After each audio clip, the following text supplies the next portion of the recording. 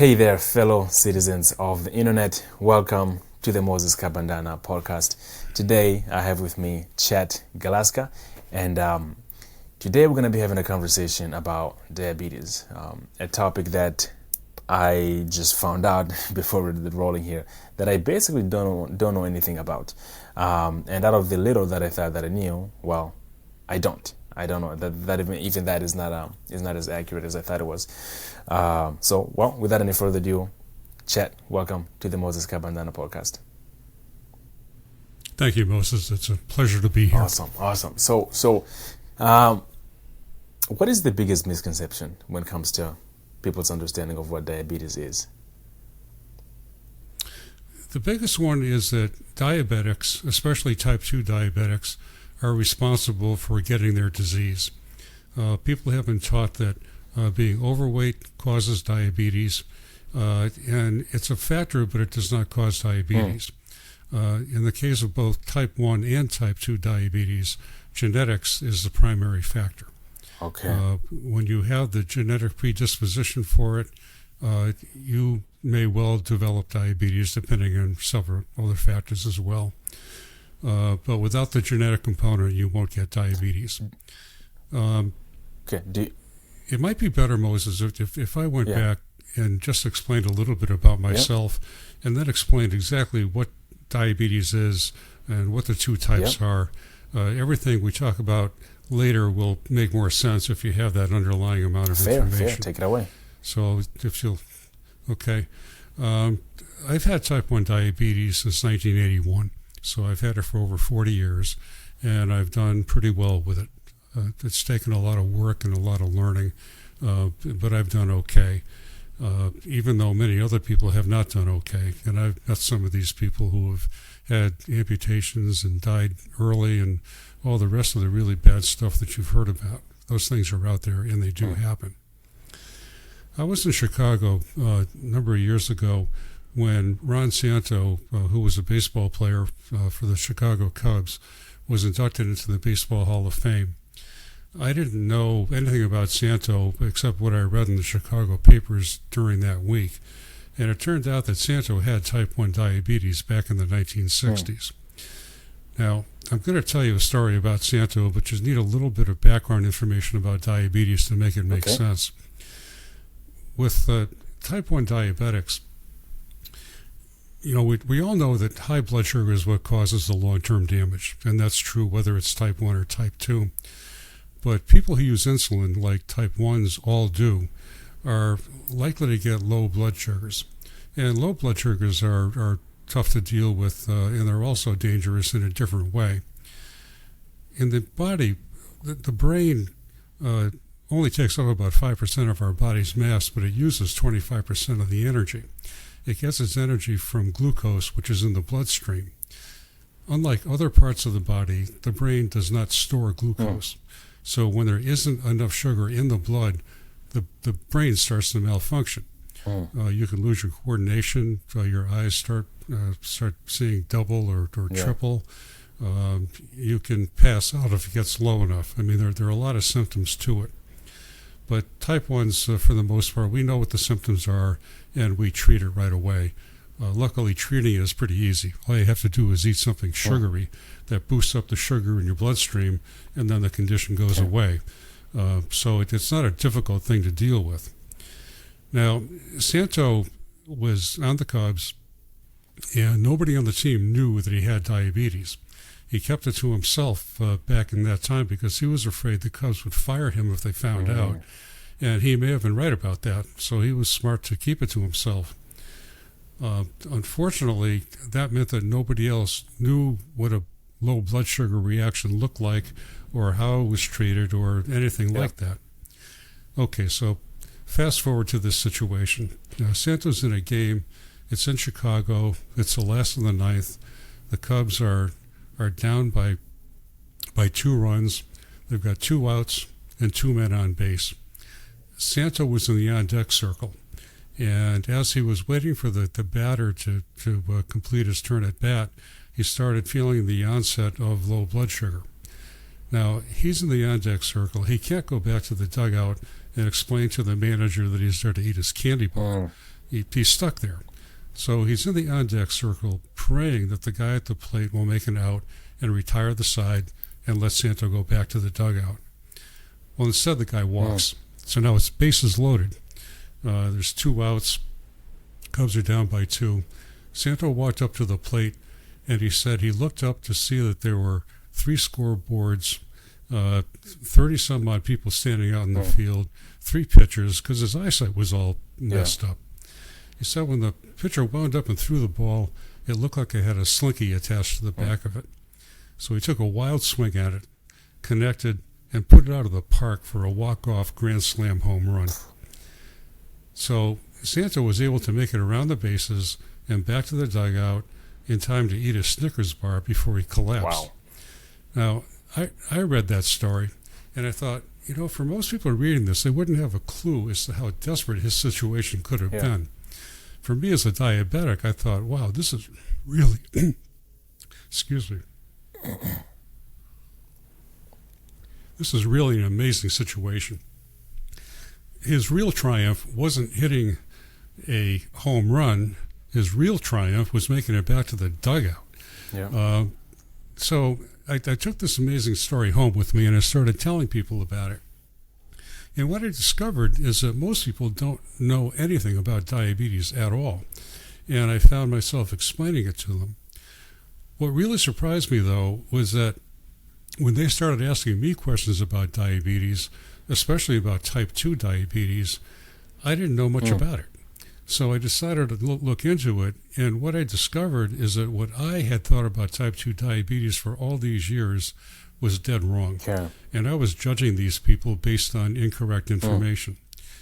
So over the years, I did a lot of research on diabetes. I retired from my job, and I wrote a book about diabetes that really helped me to really encapsulate my thoughts in a way that made sense to me. It really helped me learn by researching all these different aspects of diabetes, especially type 2.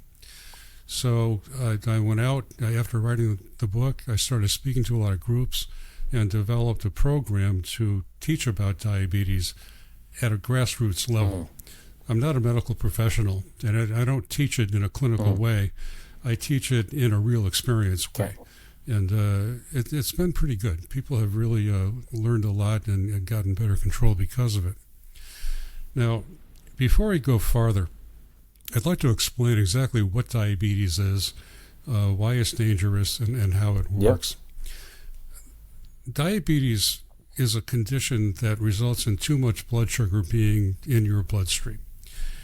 If it's left at a high level for a long period of time, it causes cardiovascular disease.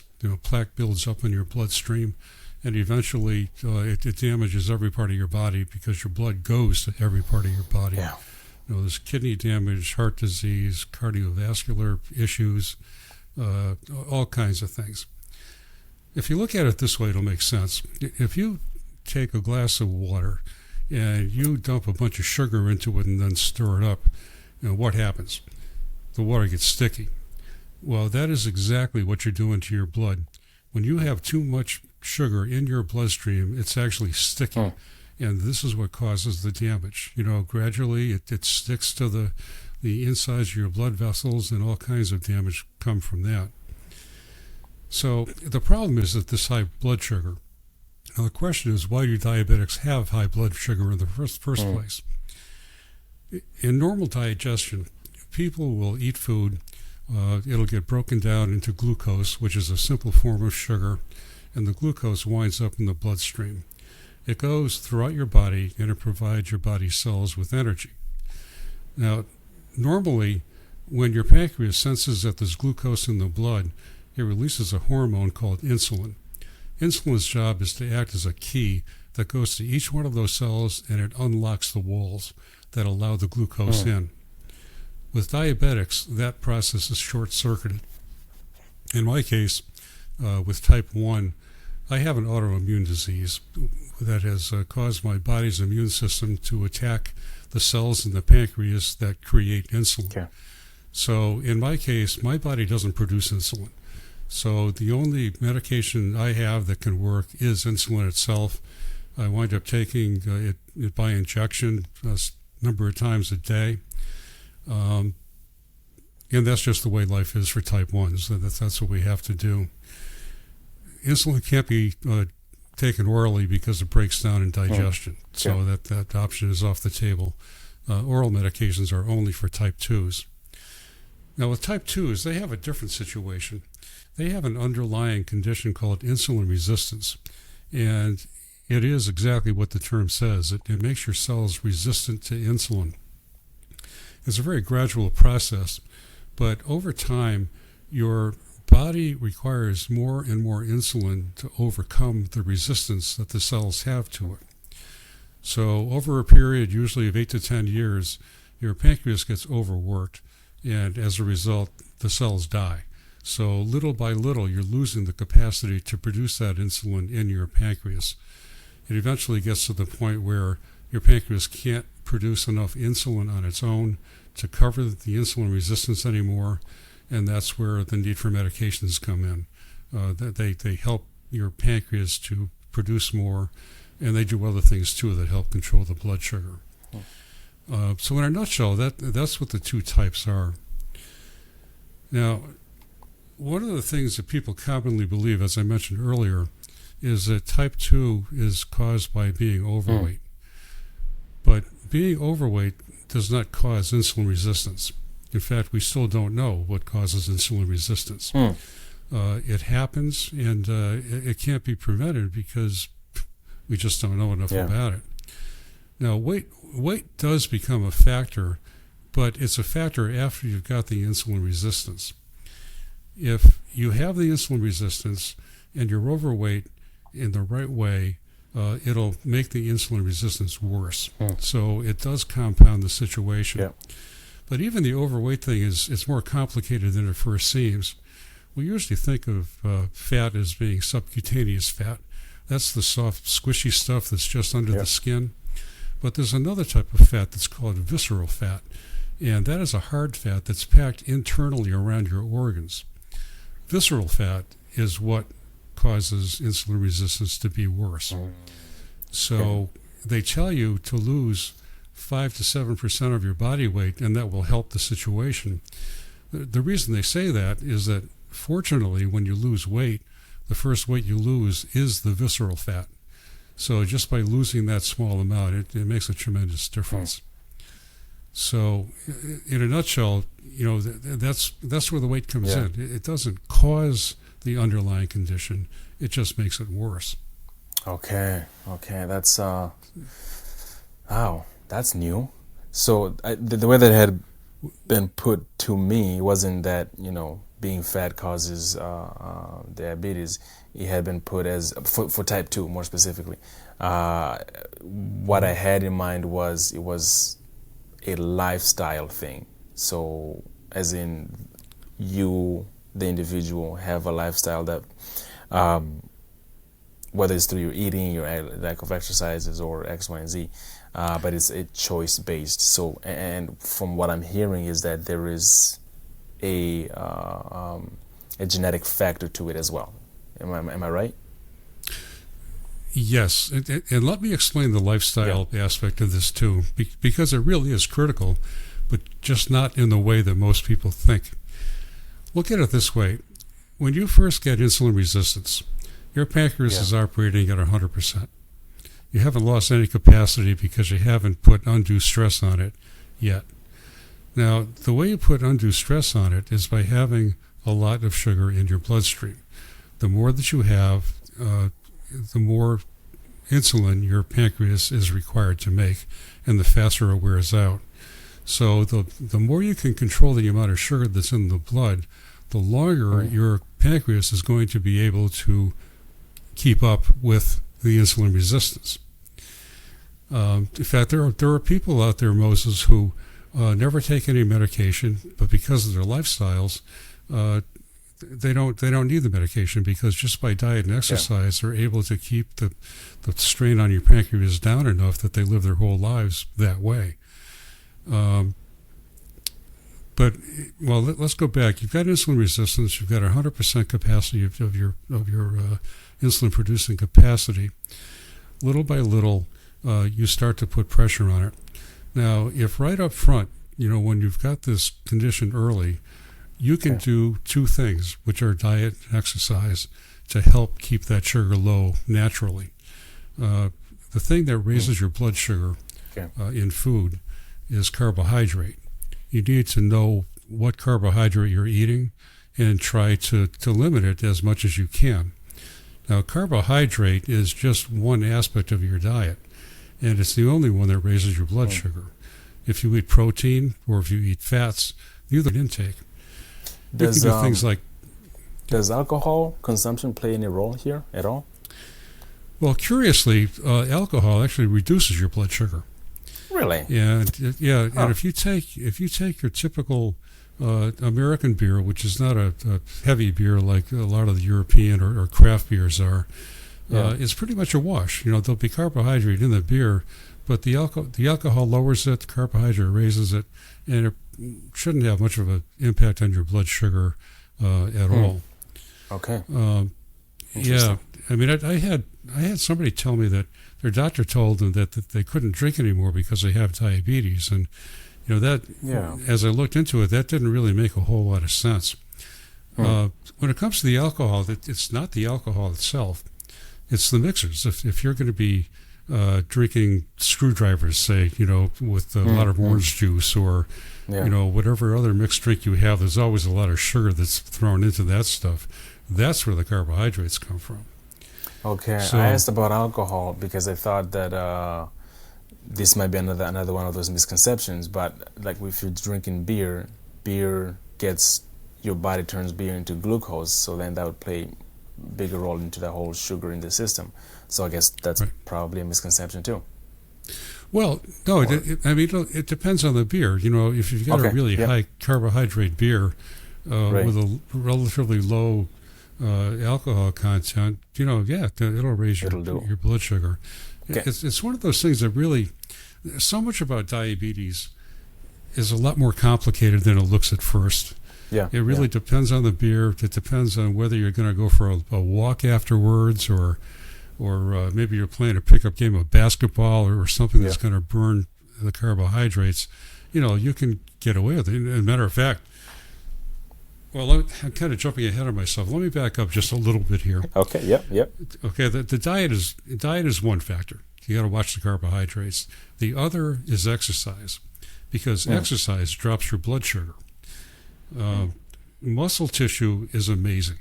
It takes glucose directly out of your bloodstream, and it either burns it or it stores it. And the more active your muscles are, the lower your blood sugar is going to be. It's a powerful thing.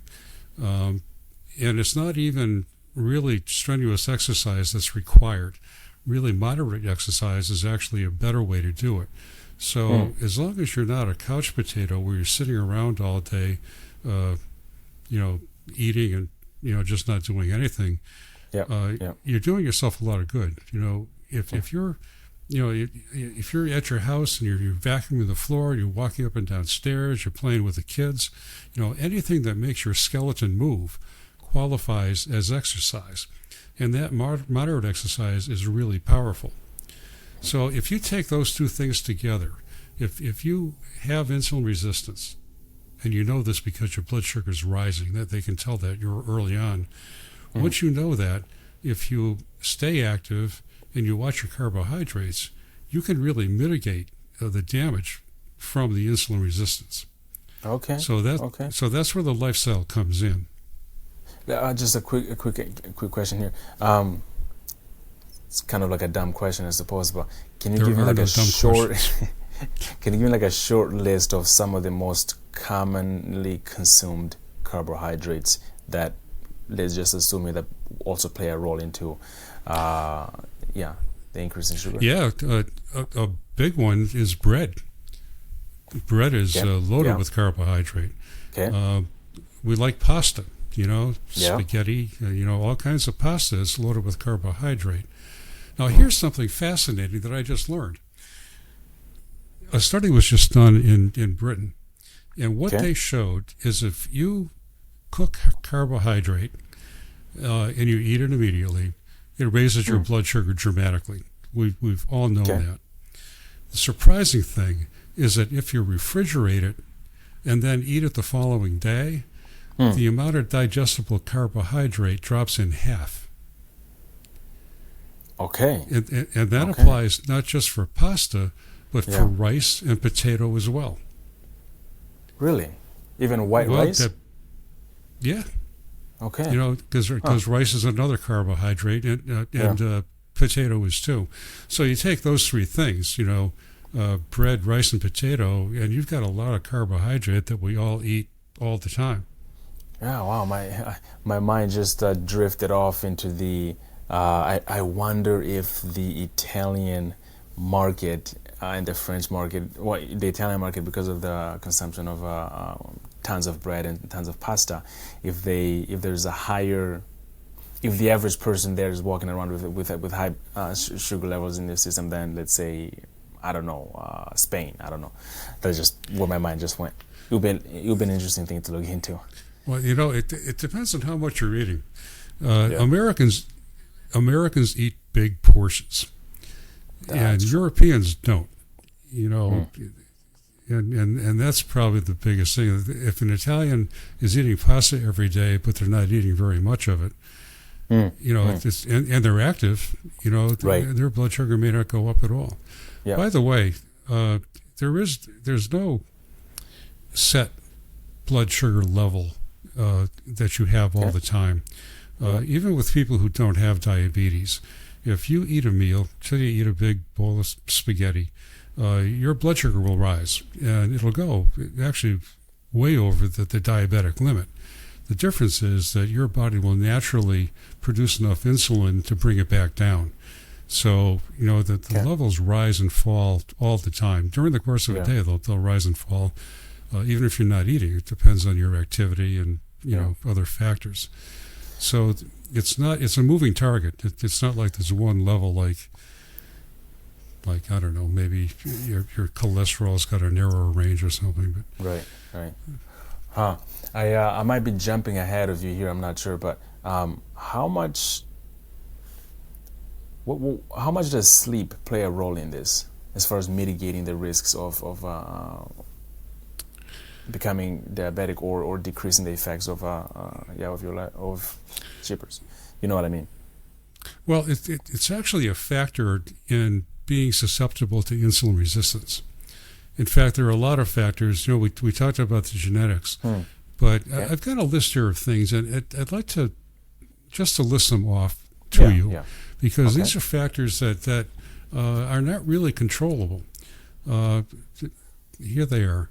Age, stress level, hormone activity, certain diseases, inflammation, the way your body stores fat, and some medications. So these are all things that we deal with, but we can't really control them. If you've ever tried to control your stress level, it's not easy. And sleep problems actually were in this list. Yeah. So these are all things that can impact it.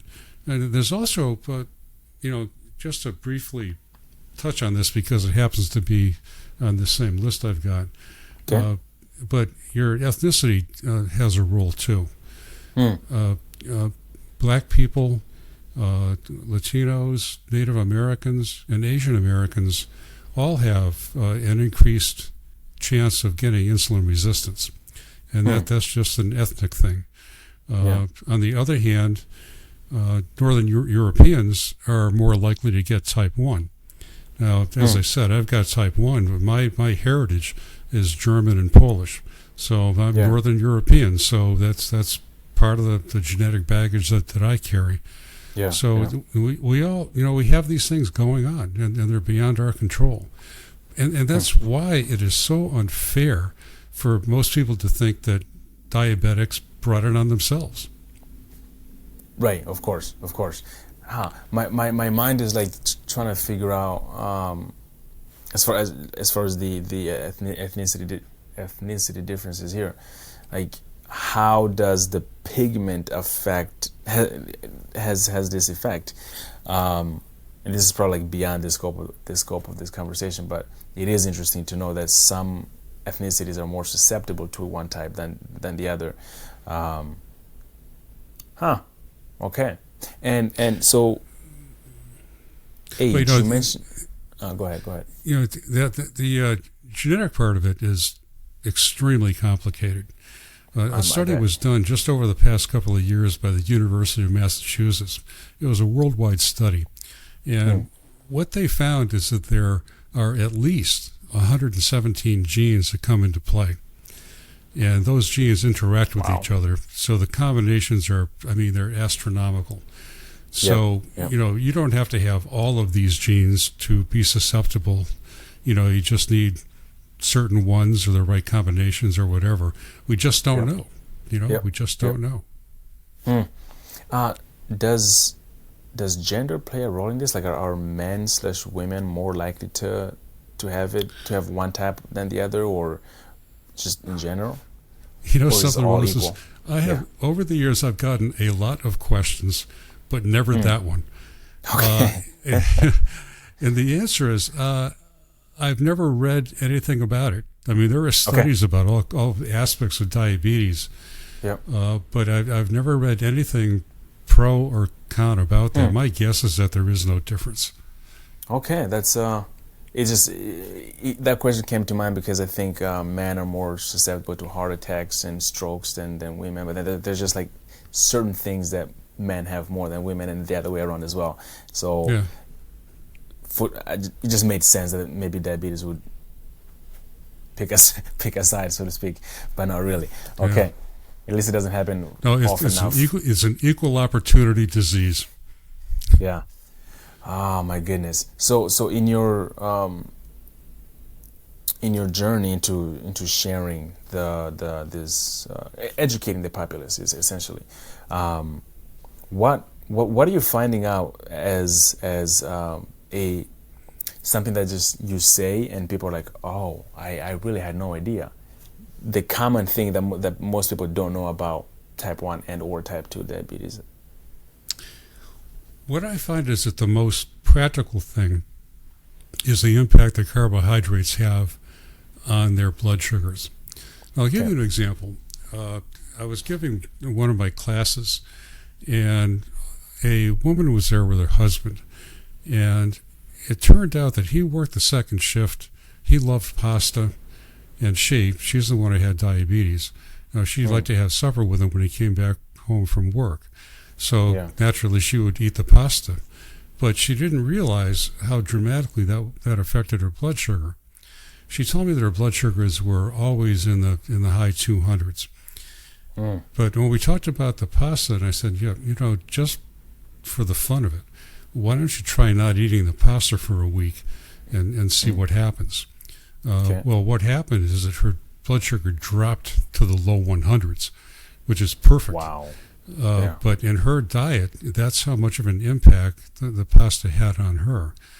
So, that is the number one thing that I find, that people just aren't aware of why their sugars are so high. In the class that I teach, and in the book too, I suggest practical things that have worked for me. Rather than looking at every kind of food in the world, and being an expert on nutrition, what I suggest people do is what I do, and that is, when I've got a plate of food in front of me, I look at it and I ask myself, where are the carbohydrates? Give you an example. I was at a dinner one time. Guy sitting next to me knew that I had diabetes. It was a Polish restaurant we were at, and I ordered the Polish platter. So this friend nudges me. He says, "You going to eat all that?" I said, "Let me tell you what I'm going to do."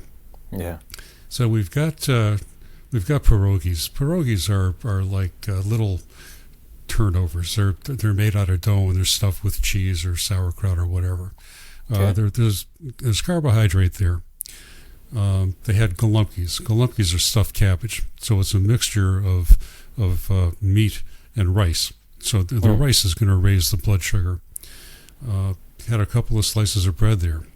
Now, in addition to that, we also had sauerkraut, which is cabbage, which is not going to raise my blood sugar.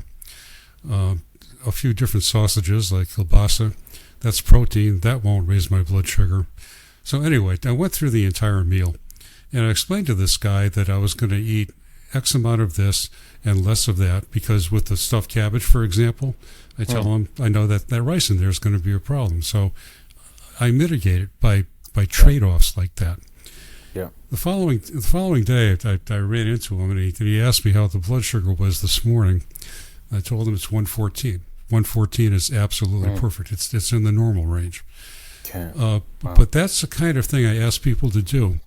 Don't worry about every food in the world. Take a look at your plate and ask yourself, where the carbs are. I've also had, this has happened a number of times, where I'll go through a person's daily diet, and very often people like to eat a bowl of cereal before they go to bed. One guy told me he liked a big bowl of Raisin Bran, and he thought that was going to be good for him because it's got the bran, and that's a fiber, which won't raise your blood sugar. But I said, Dennis, next time you want to do that, take a look at the nutrition panel on the side of that box. What you're going to find is that number one, it's got a lot of raisins in it, which is great, but they will raise your blood sugar. But they also dust the entire thing with sugar. Raisin Bran is maybe the worst cold cereal to eat. None of them are particularly good, but Raisin Bran is particularly bad. So the first thing he did was stop eating Raisin Bran every night. He did himself a world of good because he's not driving his blood sugar high like that every night before he goes to bed, which is the worst time because not only are you driving your blood sugar high, but you're sedentary. You're sleeping overnight. Right. So your body is not moving and it's not knocking your blood sugar down. Yeah. So those are the kinds of things that I get asked. And that's why I'm doing podcasts like this, because people need to know this basic stuff. Yeah. Well, I really appreciate that. You coming on here and sharing this. You mentioned age earlier. Can you expand on that as one of the contributing factors? Can you elaborate, like what role age plays into this? Yeah, the age comes into play mainly because you've been alive for a longer amount of time, and if you've had the insulin resistance, it's just had that much more time to do the damage. Okay. They don't diagnose diabetes when you have insulin resistance. They diagnose it when your blood sugar rises to a certain level. So you could have insulin resistance for many years and not be classified as a diabetic because your blood sugar hasn't gotten that high yet. Being around longer just means that your pancreas has had a longer time to have to overproduce, and that's why you're more likely to get it. Okay, makes sense. This next question has absolutely nothing to do with diabetes. How old are you, sir, if I may ask? I will be 72 in 10 days. My goodness. Wow, you look great. Thank you. Which decade, let's say between after 20 years old, 20 to 30, 30 to 40, 40, 50, 56, 67, which decade to you seemed to have gone by faster than the rest? The last one. It's always the last one. Okay. So 60 to 70 just blew by. Better, like you faster know what? Than like... Look at it this way. When I was 62, the decade from 52 to 62 blew by faster than the one before it. Every decade that you get older, the time goes faster. Okay. Wow, that makes sense. I just asked because I was having this conversation with a couple of friends of mine the other day, and it's been 5 years since we graduated college, and we just remember the 4 years of high school felt like forever, and then the 4 years of high school, of college, went by a little bit faster, but not terribly fast, and then all of a sudden it's been 5 years since we've graduated college, and it's like, this does not make any sense. That means if we had gone back to college, we would have already graduated by a year, and it's the same amount, 4 years, 4 years, 4 years, but then each time it's just, it goes by fast. I know it doesn't make any sense, but like time is the same, but it's just, it felt like it was going much faster. It does. You know, you might find this interesting. I have gotten together, up until COVID, I had gotten together with the same group of friends from college. I met them my freshman year in college. We got together that summer, and we just kept it going. The year before COVID was our 50th in a row. Wow. And just a couple of weeks ago, we've after COVID, we finally started getting back together again. Now, this is a really curious way to look at life, because we live in different places. You know, I live in Massachusetts. There's one from Pennsylvania, one New York, one Colorado. You know, I mean, we're all over the place. All over. We don't even communicate much during the year. But then when we get together, it's like we never left. It's like your college buddies. You get together. It doesn't matter what you've been doing or how long you haven't been together. You know each other. Well, what we've been doing is kind of fast forwarding through each other's lives. You know, we start off as college kids, you know, devil may care, you know, not a responsibility in the world. You get married, you have kids, your parents, they get older and then they die, and you know, some people have illnesses. I mean, little by little, you know, you see these things happen. But this last time was unique in that we hadn't done it for 3 years because with COVID, we couldn't get together. Right. So that 3 years was the biggest gap in our entire history. And all of a sudden, Moses, it seemed like all this really heavy stuff happened. It was like, wow, man, you've changed. You know, not mentally. We're still best friends, but two of my friends are legally blind. One has macular degeneration. Another has a very rare eye disease. Another is getting into the early stages of dementia. So, I mean, it's not terribly severe yet, but it's gonna be. You know, so you see all these things, and so you know, it really hit me between the eyes that, of course, then I look in the mirror and think, well, you don't look the same as you did 3 years ago either, you know. They're probably all looking at me and saying, geez, see how little hair Chet has? What happened to his hair? You know, but you know, it's funny. You talk about time going by fast. That 3 years just sped by, you know, partly because I didn't see them over the 3 years, but I mean, there were really marked changes in all of us during that time. And when you get older, go ahead. Yeah, when you get older, you find those changes happen, and they're more serious. I mean, you're changing. You're a young guy. You're not the same as you were when you were 20, but you're not that much different. You know, give it another 20 years, and you're going to find that, you know, more serious things are happening, and they're happening faster.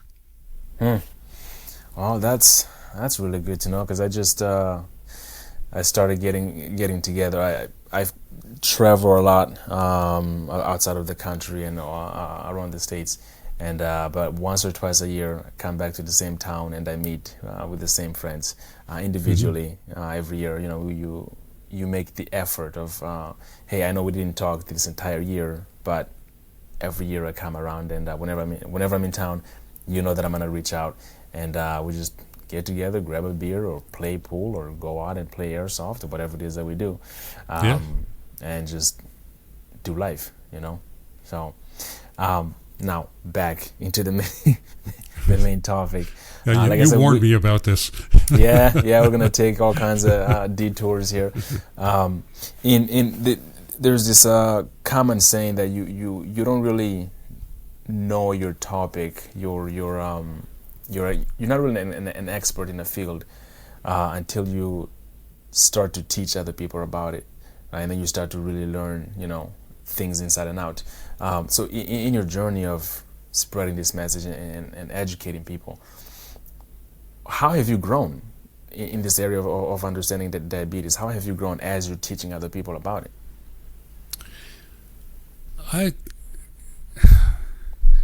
I'd have to say that the best thing is that I feel like I'm doing something really worthwhile. My whole life, you know, I was president of a company for most of my business career. And I really felt that was worthwhile too. It provided a lot of good jobs and produced products that made a difference and, all that. I mean, never felt like I was not doing a good thing. But in doing the diabetes education, I can see that I'm giving people information that they don't have, that they desperately need. And the course I teach is 3 weeks long. So by the end of the third week, people have tried. Even the thing I mentioned earlier about look at your plate and see where the carbohydrates are. Yeah. They started to do that, and they've started to see that there's a difference. And that's all I try to achieve is get them headed down the right path. So the satisfaction I get from that is absolutely, it's wonderful. It's that's how I've grown the most. I feel like I'm doing something that really helps. Another thing that happens too, that I feel particularly good about, is that I've had type 2 diabetics come up to me after the class and tell me the best thing I told them was that they did not cause the disease. They've been walking around feeling guilty and ashamed about something they didn't have control over. And Moses, when they tell me that, I can just see the guilt and shame, like it just leaves their faces. It's like they're different people because they've got a different attitude about it. And that's something else that I want to convey to diabetics. Not only did you not cause this, but you have got a very difficult disease. I know firsthand. And type 2s have a very difficult time of it also.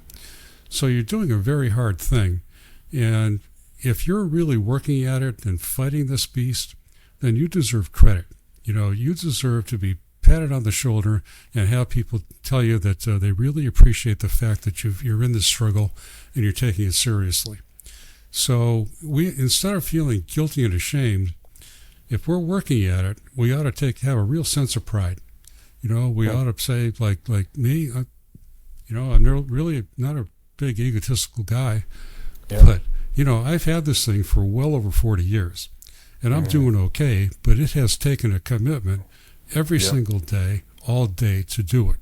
And, somebody else, my wife will tell me, gee, I'm really proud of the way you've handled this for all these years. I mean, she knows. But the general public ought to know, too. And that would make a difference because right now, people often don't even admit they have it because they don't want to deal with the stigma. Yeah. I know a guy, here's an aspect of this that is really tragic. Many people don't talk about diabetes because they don't want to put up with the guilt or the judgment or any of the stuff that comes with it. I didn't tell anybody for 30 years.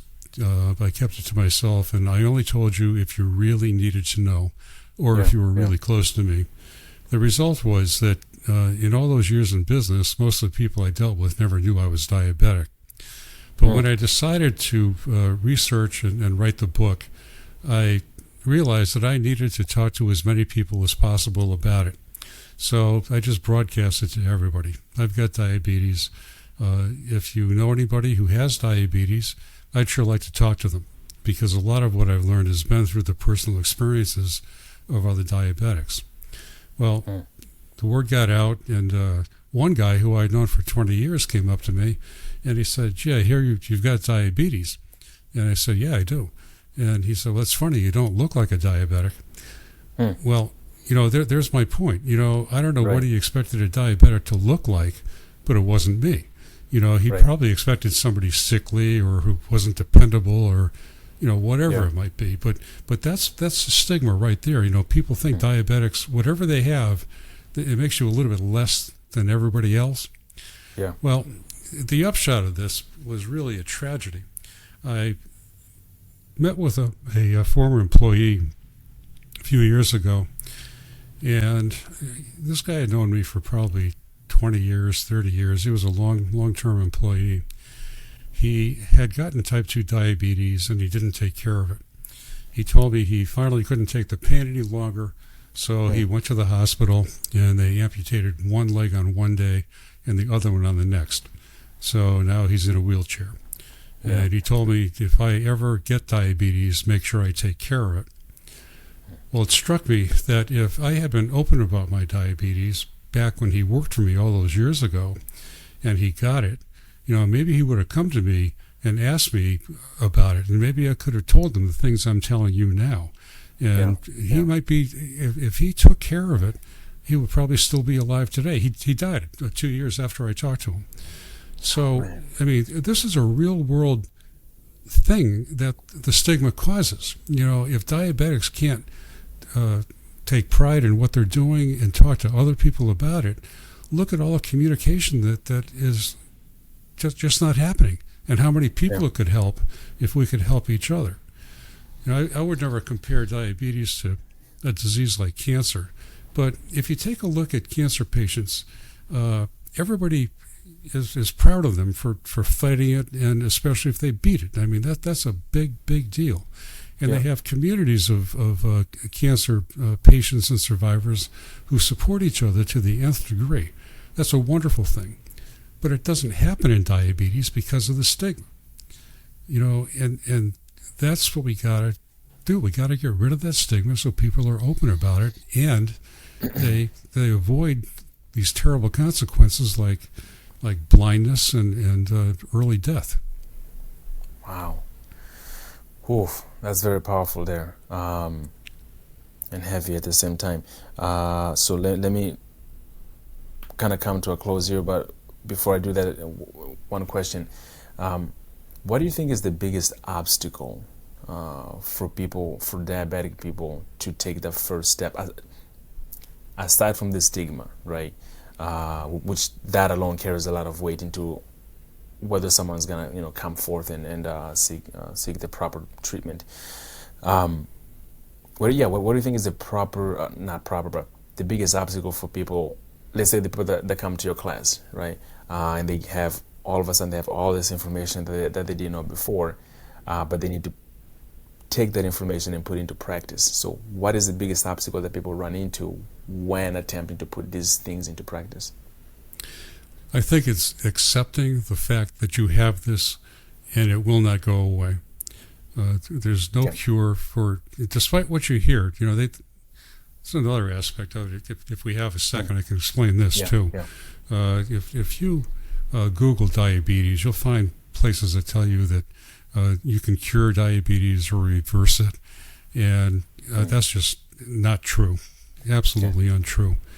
I don't want to go into a long explanation, but there's a complicated reason why they say that, and but it's just not right.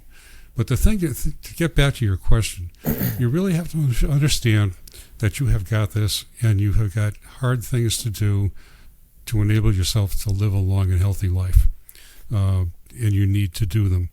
It's very hard, especially for type 2s, to come to that realization, because type 2 is a gradual thing. Little by little, your blood sugar will rise, and it doesn't really impact you. You don't feel that much different, even though you're eating the food you always ate.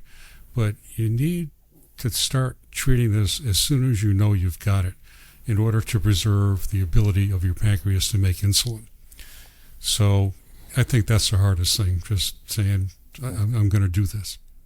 Okay. Wow. Is there a final thought that you would like to leave the audience with as we come to a close here? Well, I urge you to learn as much as you can about it. Dr. Elliot Jocelyn was a diabetes pioneer. He started treating diabetics back before insulin was available. The best he could do for a diabetic was to reduce their carbohydrates and watch them slowly die. It was incurable, and it was fatal. But then insulin became available, and he was able to start to treat people and enable them to live. Now, Dr. Jocelyn, I think he died in the 1960s. He lived a long, productive life. The Jocelyn Diabetes Center at Harvard University is named after him. He once said that the diabetic who knows the most lives the longest. So I would encourage you to learn as much as you can about this disease. I've only told you a very, very small percentage of what I know about diabetes. And you don't have to know everything I do, but you do have to know a lot more than I do than a typical diabetic would. Sorry about that. Yeah. But you need to. The more you know, the longer you will live. I would suggest. I know this sounds like I'm just trying to sell a product, but what I'm really trying to do here is just plain help people. Yep. You could go to my website. It's www.challengediabetes.us.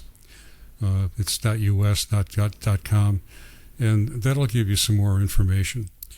I've also written a few books, but the one that I would suggest is the diabetes book, What Everyone Should Know. That's available on Amazon, and it's also available on the website. But if you read the book, you'll find that you get a lot of information that's practical and it's easy to understand, and it will definitely help you understand the disease and treat it well. It's available as an ebook also, which is terribly inexpensive. So if you're interested in learning more, I would suggest you do those things. Wow, that is great. Also, you could do this too. You could Google me or go to YouTube. My name is Chet Galaska, Chet. Last name is Galaska,